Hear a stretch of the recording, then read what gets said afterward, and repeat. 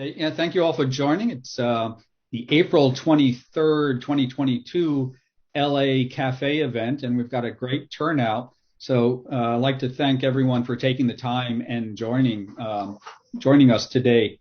Today's guest is Ellen Tovit Leary, class of 1964, and has an incredible arc that in her life. She started out in the theater in the theater department at Antioch, and has progressed all the way to being a Broadway star, and she's also written a book that's been reviewed by famous people. But let's what made you choose Antioch, or what made you come to Antioch? At first, I have to correct you. It's a bit of false advertising, I'm afraid. I am hardly a Broadway star. I did appear on Broadway. I made it to Broadway very successfully and very happily at about 5 different times, and played the Broadway theaters, but I am hardly what you would call a star. And if anybody has signed on thinking they're going to see a Broadway star, I will take the time now. You can close your computers and go about what you're doing for the rest of your day. At any rate, I did go to Antioch. It was a wonderful college for me, mainly because of the theater department. Why did I choose Antioch? I choose it because of the work-study program. There were very few colleges at that time in the 1960s that had the work-study program. I think Bennington may have been one of them, but I'm not sure. But Antioch appealed to me. It was a 5-year program, and because they had the work study, and I had always worked when I was out of school. I had always had jobs, and it just appealed to me that I didn't have straight study, and I could kind of go on vacation every 3 months, which turned out to be the case. And the thing about Antioch and theater is that theater is not, or any of the performing arts is not something you can learn in a book. You have to get out there and do it. You have to get out there and do it. And the work study program gave me the opportunity to do that, because I spent my work study time doing theater. Very nice. So that was amazing. As a matter of fact, I got my equity card when I was a sophomore in college. So I was a member of the union, which was hard to get at that time. I don't know still what you have to do to join Actors Equity Union, but I was working on a work study program at Antioch, and I was an assistant to a director at the Phoenix Theater, which in that incarnation was on 2nd Avenue and 11th Street. Now, the Phoenix is aptly named because it's had many incarnations. And this one was a director who directed at Antioch and then asked me to be his assistant. And he was doing a production of The Taming of the Shrew. And I was assisting him. And at one point, he needed somebody to move a table, and there was nobody available. And so he deputized me to be an unspoken servant of Petruchio's, so that I could go on stage and move the table for the scene change. And thereby, I became an equity member when I was a sophomore in college. And that stood me very well. The other thing about Antioch was its incredible professors. In theater particularly, you could not do better than Patty's father, Meredith Dallas. Yes. Or Paul Treichler. Paul is his father. Paul Treichler. They were amazing, amazing people who infused you with a joy of theater. And their productions, another thing about Antioch was good because we did these amazing productions. anywhere from Death of a Salesman, which Dal played Willie Loman, to even up to the modern comedy that was written by Herb Gardner, which was called, I'm blanking. David, what's it called? Is it 1,000 Clowns? 1,000 Clowns, thank you. And Herb Gardner had actually been a student at Antioch. Mm-hmm. So we did that, but we had the range. We did Shaw and Shakespeare, a lot of Shakespeare, because Antioch was known for Shakespeare. Mm-hmm. They had a very successful, before I got there, Shakespeare program run by Arthur Lithgow. Mm-hmm. And so all the people in Yellow Springs, Ohio, knew their Shakespeare so well. Uh-huh. And you would do a Shakespeare play at the amphitheater, and you would hear, if you'd cut a couple of lines, you'd hear the pages rustling from people who were following along with you. Uh-huh. In the script, they were very much Shakespeare people in Yellow Springs, Ohio. Yeah. Well, the amphitheater was such a great venue. It was still in use in the 70s. It's fallen into disrepair right now. Has it really? I'm sorry. Yes, there's some structural issues, with the concrete and the steel. But I believe that, there is a plan to revitalize that, because that was such those summer nights, out in the amphitheater, Shakespeare under the stars. Under the stars, exactly. Yes. We did it before Joe Papp did it in New York in Central Park. Absolutely. Mm-hmm. Shakespeare under the stars was just magical. Mm-hmm. And I have a friend, Stephen Hendrickson, who is a very successful set designer who went to Antioch my year. And he said he found the amphitheater on Google Map. Mm-hmm. So we know it's still standing, but I'm sorry to hear it's in disrepair. Yeah, I crawled. I was there for the last open reunion was 2019. And I went, that was my first reunion in 40 years. They're having a reunion this year that you can register for. It's limited participation. I'm going there. I'm also going to work with the work party, but it's so enjoyable to go back to the campus. They did revitalize a lot of the buildings. It's in wonderful shape. It's a great campus. But just if you knew what the amphitheater was back then, and you walk through it now, it's a little bit sad, but there's. Oh, we built it. We built the amphitheater. Really? My second year there. It didn't exist the first year I was there. We were at what we call the Foundry, which I guess was still there. Mm-hmm. And we did wonderful plays in the Foundry. But when the advent of the amphitheater was just amazing, because not only did we do Shakespeare Under the Stars, Meredith Dallas and Paul Treichler invited professional actors from New York and California to join the company. Mm-hmm. So we as students got the experience of working with professional actors. I played Ophelia in a Hamlet that was done by someone named Robert Geringer, who was a professional theater actor in New York. Mm-hmm. And I can't tell you so many of the others, that Pauline Flanagan, a wonderful Irish actress, and we did Barry Grinnell, who's on the call. She has, I don't know if she has like a list of performances that took place during that time. Yeah, I think that'd be a great thing to reminisce about. Barry, I would love to see them. Send them to me. It was a magical time because Antioch, for 3 reasons, was wonderful for a theater person. Mm-hmm. One, because of the quality of the classes and the professors. Mm-hmm. 2, because you got to act with professional actors when you were still a student status. And What? three, because of the work programs, because you went out and you actually were in the working Mhm. world.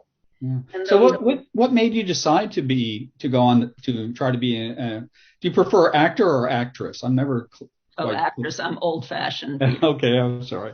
You never. There's so many choices now, but I do yeah. know. So what made you decide to be an actress? That's an interesting. I think I didn't start out as an actress. Mhm. Because it was always something I loved to do, but I thought, well, this is not something you earn a living at. And I was right to a No, certain really? extent. Okay.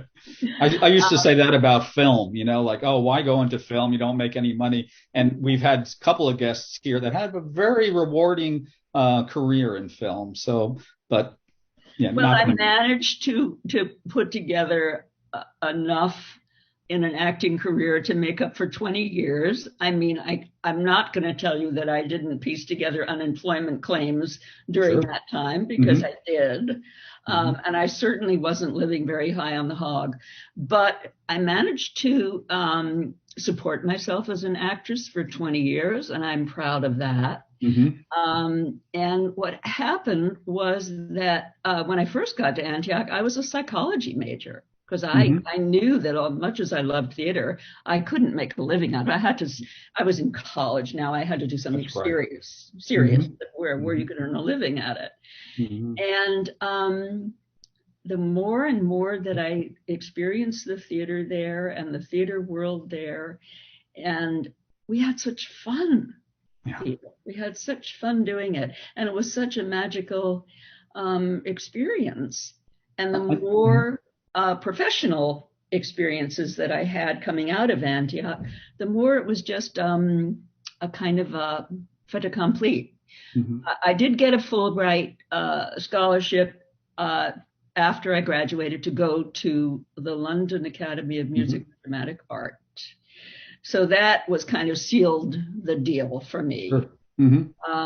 I studied in London for a year. That was an invaluable experience. And then also made an awful lot of contacts during my time in London and my time at Antioch so that when I came back, I was employable. Yeah. And it just one thing kind of followed into the other. Yeah. Did you have any pushback from your parents about, dropping Not, your not at psychology career? all. Not at No. all. Very My good. mother was off in another world. I don't think she knew exactly what I did. She was happy to come to opening nights, Uh-huh. and share in the glory. But other than that, she was kind of on her own treadmill.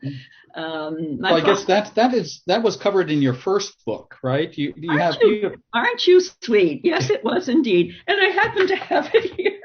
It is gold. Yes. It Uh-huh. is gold. Mother once removed. Yeah. Hmm. I grew up in Greenwich Village in New York, and with a mother who was divorced Hmm. and kind of one of the first working women who was out there, not going to cook, not going to take care of kids, and going to be a working woman. And she kind of went on her own and did that and left me pretty much to my own devices. But Yeah, I thank you think for mentioning that. Yeah. yeah, I think parents did that a lot. Back then, There were no it's okay. helicopter parents. Yeah, just come Yeah, back by 5 o'clock, exactly. And growing up in New York City, that was a playground, even as a teenager. Absolutely. And I don't think that's the case now with many people. They don't have a chance to. But that's why they should come to Antioch because the environment is the same. You still explore. You might come in thinking you're going to be a psychologist, but you'll end up being something else. Exactly. It's a very the enrollment's growing, but I don't care as long as even one person gets some self-realization. That's worth the entire college. It So, is the but place it for is. that. Mhm. Totally. You Yeah, can try out what you think you're interested in, and it's a great thing to know what doesn't interest you, which is also a that's benefit of the mhm. work Yeah, study very program. You can valuable. go on a work study program thinking you want to do something and finding out that that's not how you want to spend your life. Hmm. Yeah, And that's invaluable. that is really the litmus test. Go out there and try it, and That's see that. no, I don't want to really work in a hospital or an Exactly. office or whatever Exactly. it is. Yeah, And that's I very don't valid. think you get that opportunity at other schools so much as you No, do. no. I mean, I went to graduate school at UC Davis, and boy, that is like the freshmen. No, I'm going to be this, right? Right. And they do that, Right. and they don't have a chance to even explore anything else. So once again, a very invaluable education that everybody on this call has had an opportunity to partake in. Um, Exactly. Yeah. so what are you doing now? Are you involved in any sort of productions or No. no? I've retired from acting and Hmm. I took up writing, which has been just wonderfully fulfilling and creative for me. Hmm. Out in California, I joined a writers group, Hmm. and I they've been very encouraging. And I'm kind of shy, and I wrote this book.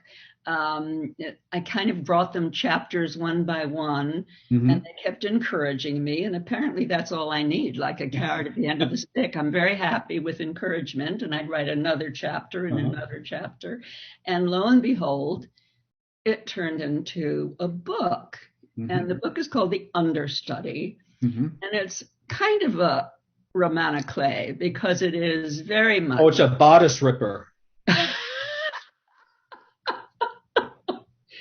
I need to quote you for the ad, Peter, but it definitely is taken from my life Hmm. as a struggling actress on the Upper East Side of New York, trying to make it on Broadway. And, they say, write what you know. Hmm. Well, I wrote what I knew. I knew about this girl who I Hmm. call Nina Landau, and I knew how she felt when she auditioned for a Broadway show and she didn't get it. She was heartbroken, and all her friends tried to booster her up, and she ends up playing the understudy. And lo and behold, something happens to the lead character, and she takes over the lead Yeah. role on Broadway. Yeah. Fantastic story. I mean, it's written so well. I Oh, mean, I took one acting class my first quarter, and then I thought, well, there's no money in this, like you said, right? And I went and studied science.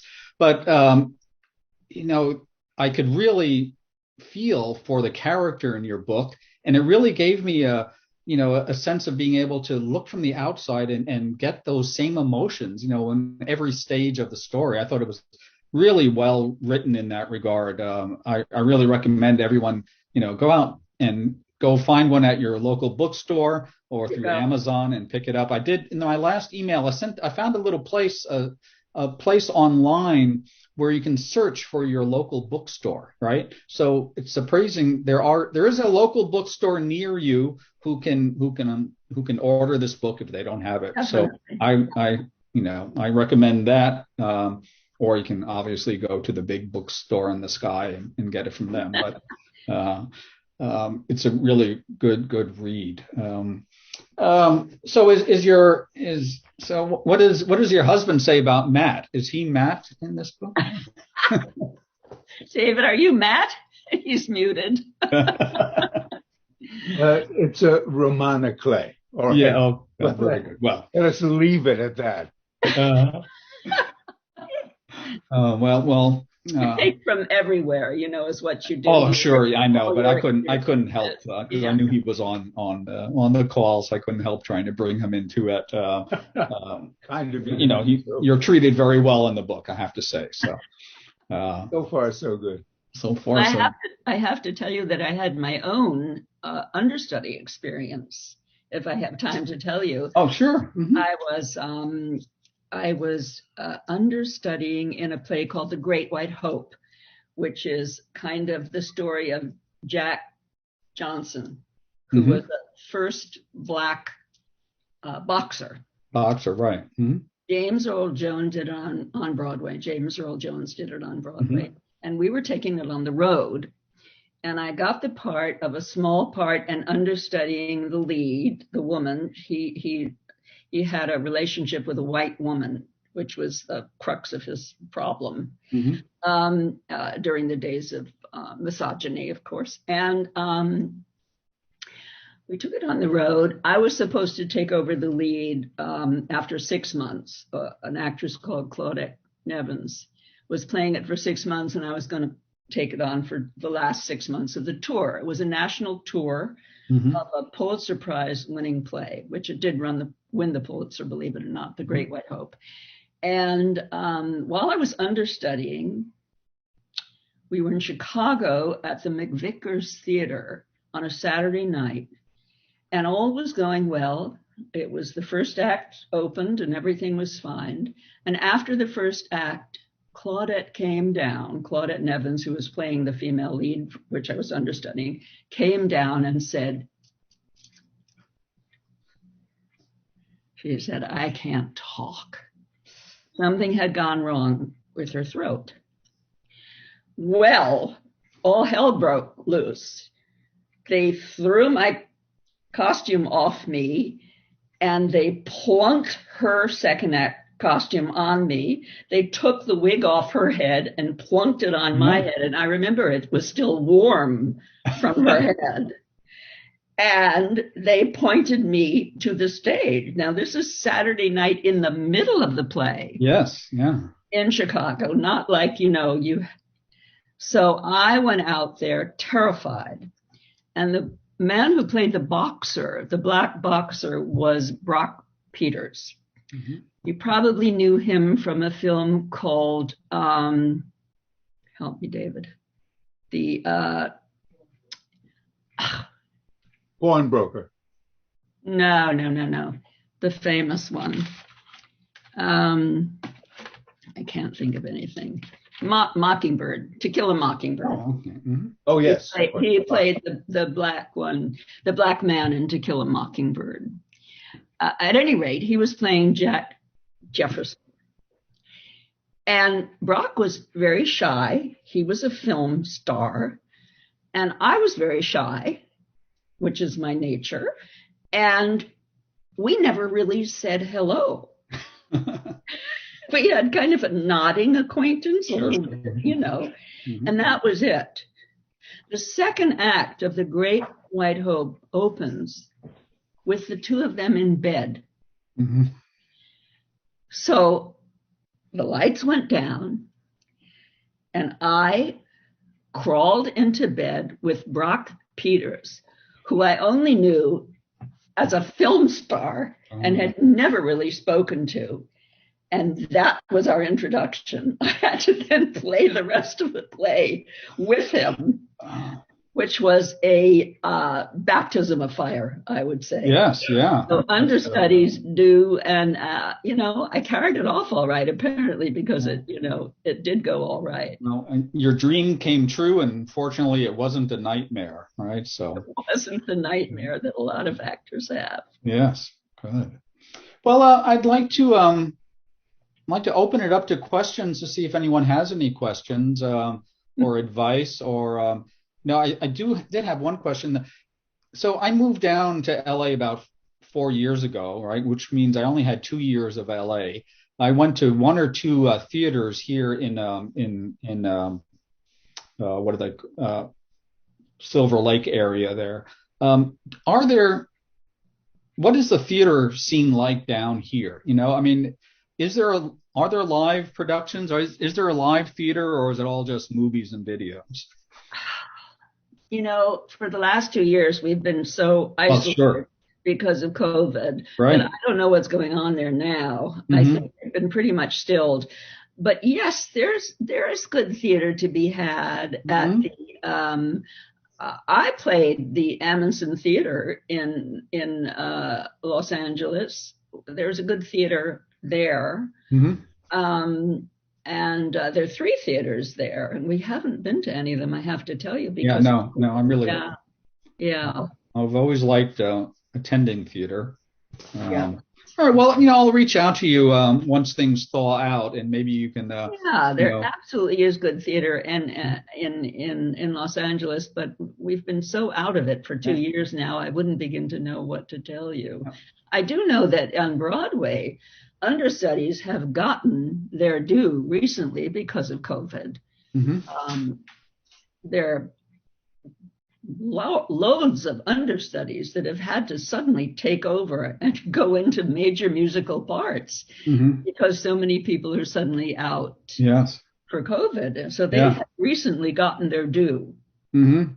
Yeah. Yeah, well, it's unfortunate under those circumstances, but I'm sure they and the audience appreciated it. And they've been totally applauded by like Hugh Jackman because a lot of went into Music Man, which he's starring in now on Broadway, and he was kind enough to take a curtain call and point out the fact that the understudies had just that day got Uh-huh. to do the part, Yeah. So they're Oh, getting a yeah, lot he of, seems like a nice guy for oh, sure. a nice guy, Mhm. yeah. All right, so I think Jesse, I don't know, you still there? Things sort of changed on the screens here, but I think people can unmute themselves if they'd like to ask a question. And I don't know, Tanya, maybe you can look in the chat and see if there's something that comes up from there. I'm sure somebody has some. Barry, go ahead, Barry. Hi, Ellen. Hi, Barry. Did you ever do any singing and dancing? No, I can't sing a note. Oh. More is the pity. I wish I could. No, and I was very beloved by a very well-known musical director named Hal Prince, and he would have cast me in a minute in a musical, and unfortunately, I cannot sing a note. What can I tell you? Yes. Okay. Some people make singing so easy, and easy, and you for everybody else, it's. I would love to sing, but I took singing lessons, and I really cringed for the person who was teaching me. I ended pretty quickly. I always wished I could have sung, and I would have had probably a lot easier way of it as a career if I could have, because I knew the people who did musicals, but unfortunately, that was not one of my talents. Well, when I was in third or fourth grade or fifth grade, we had those little presentations, and I remember the teacher pointing at me and say, "You mouth the words."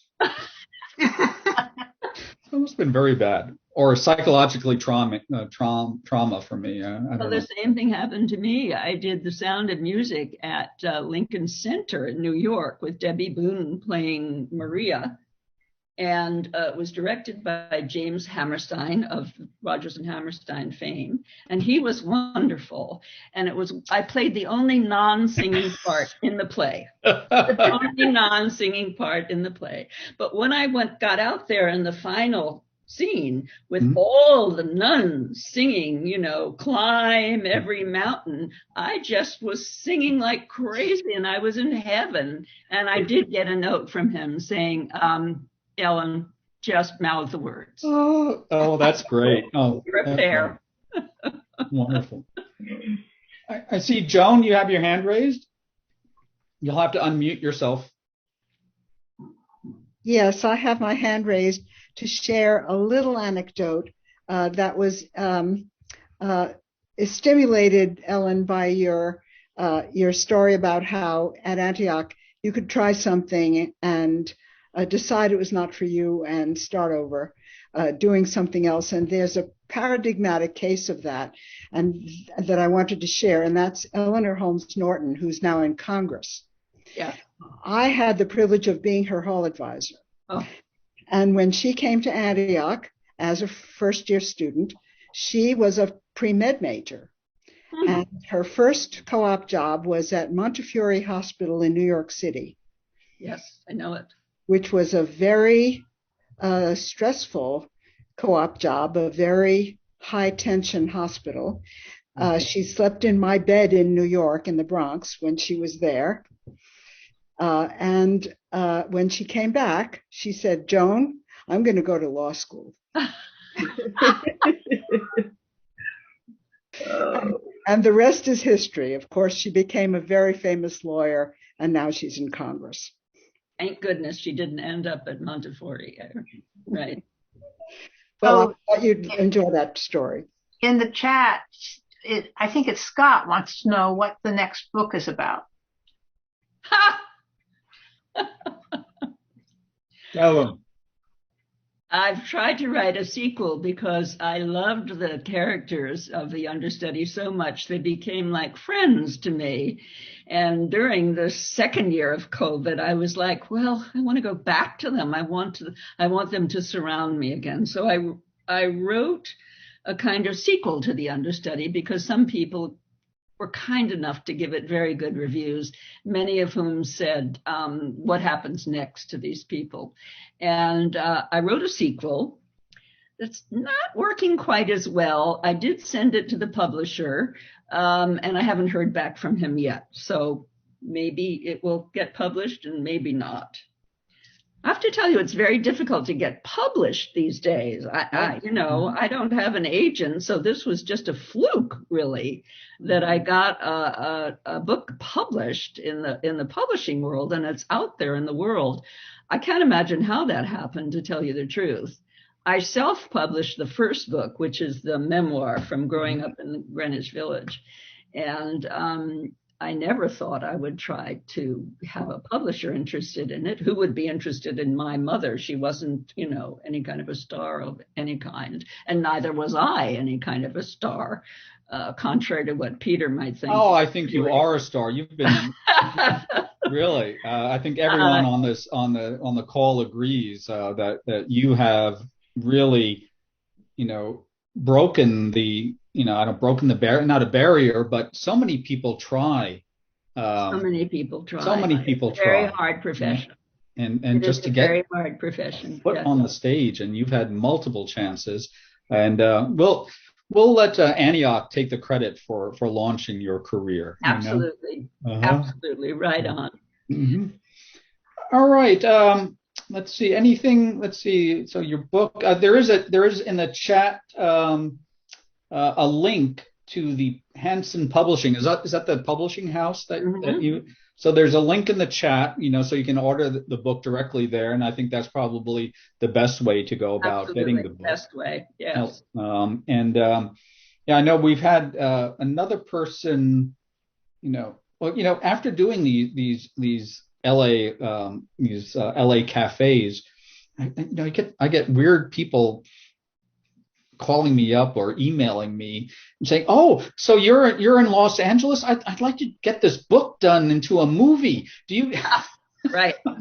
So I'm an agent now, but right. Another person, and not in LA but outside of LA, they self-published their book. They had a very interesting story about being an MD on Indian reservations or Native American reservations, and they self-published a book. But there is another publishing house that looks for successful self-published books, right? And then they publish those. They sort of republish them. In a wider audience, and they have a publishing house and they have support. So I guess I recommend, even if you have to self-publish a book, that if you have a book in you, you should go ahead and publish it. I think you should email me that information, Peter. I would love to have it. I've gotten very good reviews for both books, thank goodness. Right. I have very good friends, and a lot of them have had their arms twisted. But anyway, even from people who did not have their arms twisted, they do seem to like both of the books, which has been very gratifying. But yes, if you have that email information, I would love to have it. I will do that. Yes, they have an office in New York, and they seem really centered on helping. They even have a movie rights department for their published books, which is sort of how I found out about it. Couldn't be better. Thank you. I would love that. I will let you know what comes of it. What was that?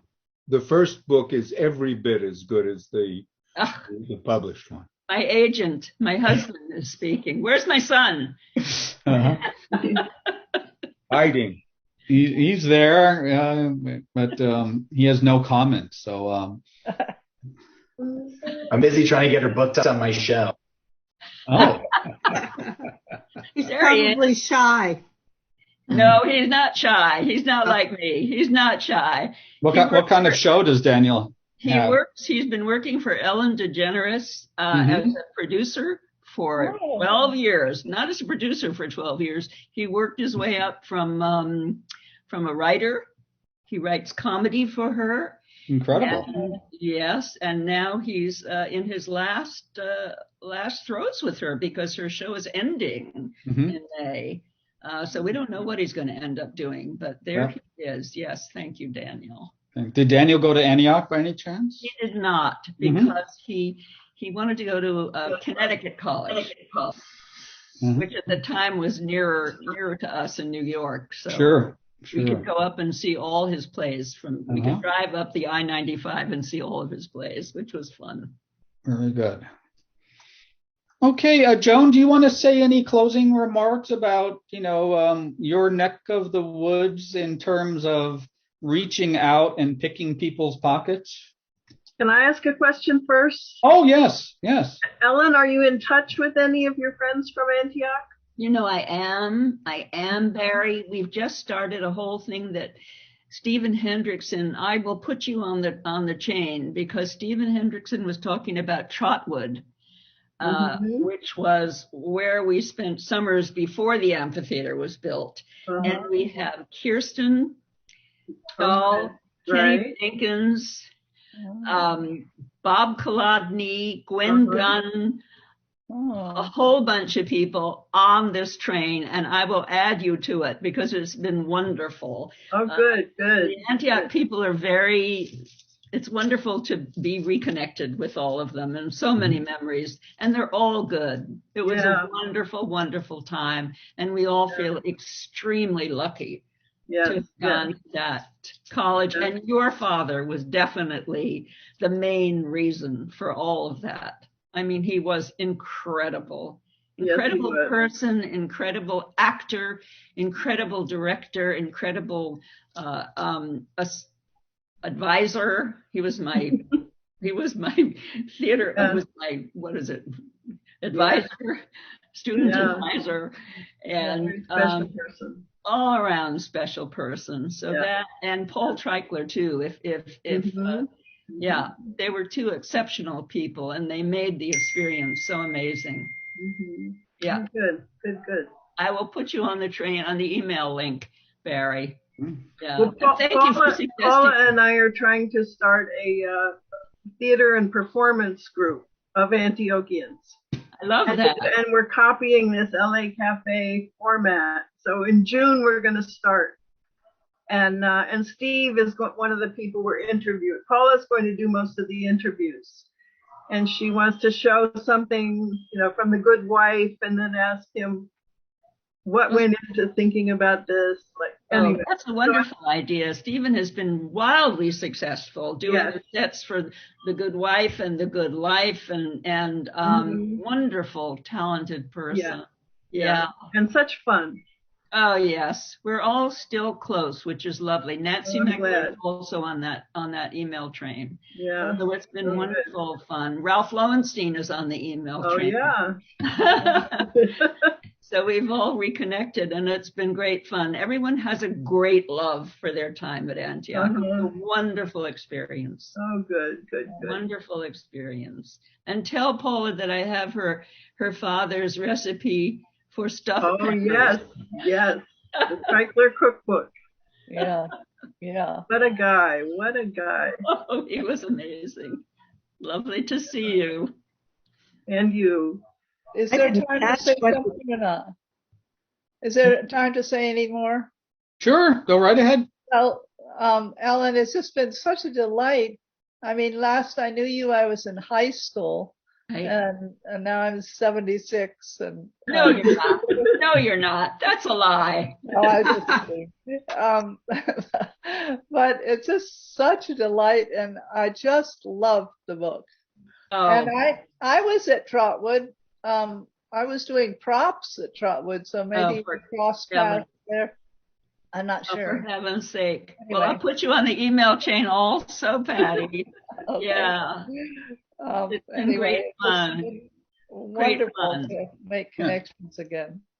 Again, it was such a warm, wonderful experience in college to have that, to have that staple to send you out into the world. I can't imagine anything better. Yeah. So Patty, did you buy the book based on this LA Café? No. I had read the book before I got on. All right, good. I was just hoping that, I could advertise that. Go on the show and sell more books. But yes, my sister Barry sent the book to me. I see. I gave it to her for her birthday. Very nice present. Yes. Yeah, it was great. Mm-hmm. Yeah. And I read it as slowly as I could because I didn't want it to end. Patty just wrote me that. It was so lovely. Thank you for that. Mm-hmm. Well, I hope you all enjoy it. I hope you all get to read it, and maybe even the first one, the memoir, Mother Once Removed, I want to get which is my story of growing up in Greenwich Village in the 1940s, believe it or not, which was quite a time. And your mother was the drama queen. She was the drama queen. Yeah. I was the shy child, yes. Yeah. Mm-hmm. But do you think many performers are actually shy people? That is so true, Peter, and people don't know that. Mm-hmm. I went into theater because I was shy and I didn't have to be myself. Mm-hmm. I could put on a wig and a cloak and I could cloak myself in some other character and not have to be me. Yeah. And it was very freeing, but people think actresses are so, I've lost a lot of my inhibitions over the years, as you could probably tell today. But no, I was very shy and I needed to have that cloak of somebody else's character to be able to get out there on stage. Well, I think as we get older, we don't care as much, and my exterior is my exterior, and either, it doesn't matter. It doesn't matter as much. Yes, we realize that things don't matter as much. But I remember one time I had just played Rosalind because Dal cast me as Rosalind in As You Like It. Now, Rosalind happens to be the second most verbose character in Shakespeare, only exceeded by Hamlet. Not a lot of people know that. And I said all these words on stage. And then we did a kind of a question answer thing afterwards with the audience. And as my own self, all I could do was nod, shake my head. And I had just spouted these hours of words on stage. And in my own person, Dal was very funny, laughing and imitating me afterwards, going, yes, no, because that's all I could manage. So there you go. Wow. Ellen, I worked in the box office at the amphitheater when I was Jessica Langton then. And yes. And my mother, sorry you say Langton was your father? Basil Langton was my father. Oh my goodness, I remember you. Yes. Yes. And I'm sorry to hear that you you didn't feel good about dancing. My mother, Louise Solberg, did a lot of the choreography there. Right. Of course, I know Louise and I know Basil and I remember you. How wonderful you have been. Yeah, and I think, David, you and I may have crossed paths at the Shakespeare Theater. I was just trying to think back. In Connecticut? Shakespeare Theater in D.C. Yes. The Shakespeare Theater at the Landsberg, I think. Mm-hmm. Weren't you there or no? Maybe I don't think I was at the Arena. At Arena. Okay. I just somehow, not Hartford Stage Company. No. Yes, could be. Oh, maybe it goes way back to then. Very early on. Yeah. I was there from 66 to 76. That's where it is. Yes. Okay.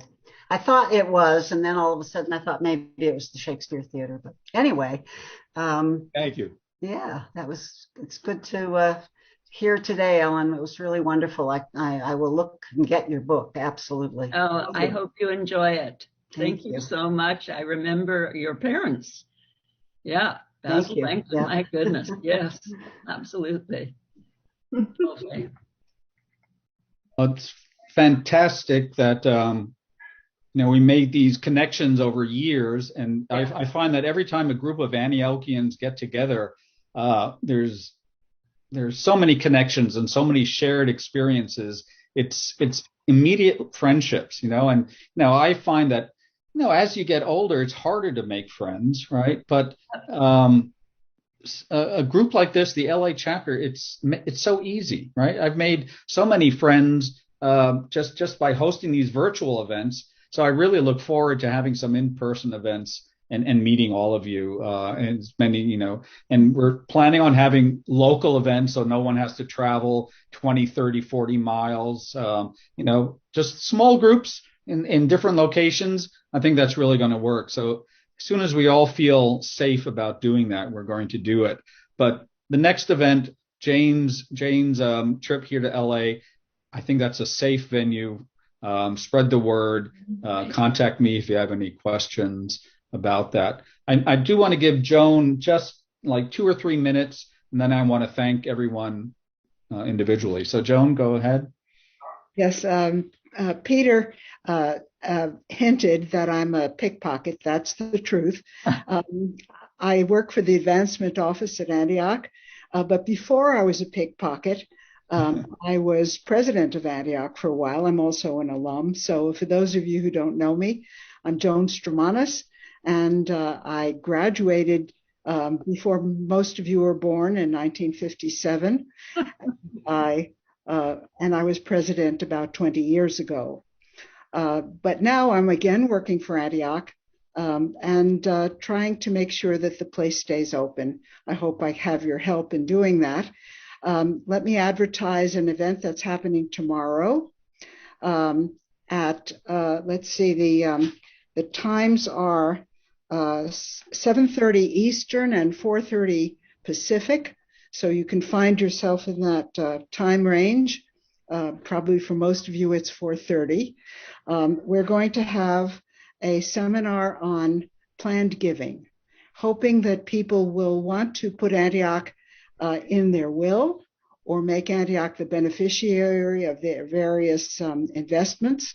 And that's what we'll be talking about. I'll be interviewing Nancy Crow, who is an estate planning lawyer in Denver, and she will be answering your questions about your estate. And we hope that Antioch would be remembered when you think about your estate. We have to make sure that Antioch persists way into the future, and that's the way to do it. Mm-hmm. So please, if you have any interest in that, please contact Peter or me, and we'll get you a link. It's a virtual event, and as I say, tomorrow it's at 4:30 Pacific.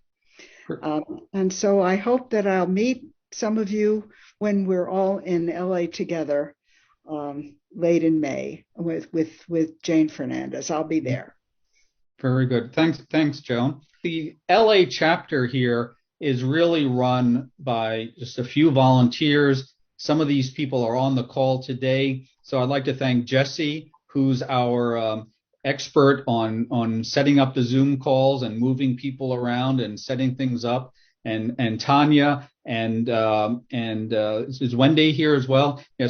So all of us, and Joan, of course, we all work together very hard to bring these things together. So it's very rewarding to see new faces, old friends here. I do send out emails about these things. If there are too many of them, just don't open them. But it's the only way that we can really communicate well is through the emails. Thanks again for Jesse and Tanya and Wendy and Joan. And thank you very much, Ellen, for taking time out of your day to share your life story and the impact that Antioch had on your entire career and worldview, I'm sure. So Well, thank you, Peter, and thank you all for being here. It was a pleasure. Thank you. All right. Till next time, take care. Thank you.